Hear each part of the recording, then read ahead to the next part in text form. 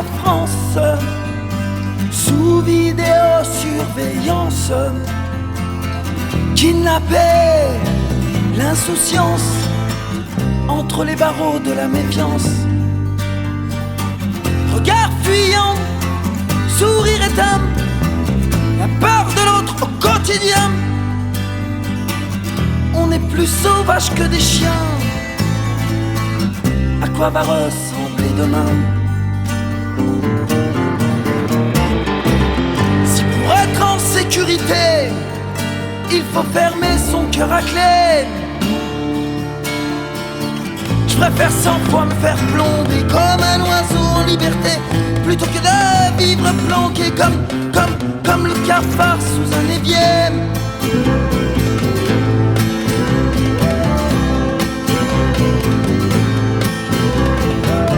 On a plongé la France dans la bêtise et l'ignorance, étouffer l'intelligence sous les dossiers de la finance. Cerveau branché sur la télé, nos idées sont téléguidées. Oh, même les enfants sont abrutis. Qui va censurer la connerie? Si pour être quelqu'un de sensé, il faut mettre sa tête aux normes, je préfère 100 fois être cinglé comme la tempête lavant la marée, plutôt que d'être sans intérêt comme un ciel triste et tempéré.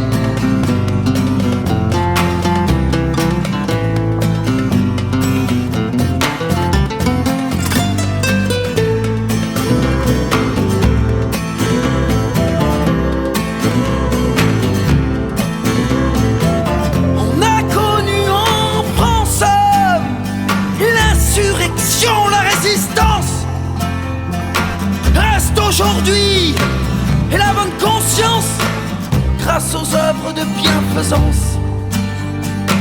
On est rangé et bien pensant, charitable de temps en temps. Le monde peut baigner dans le sang,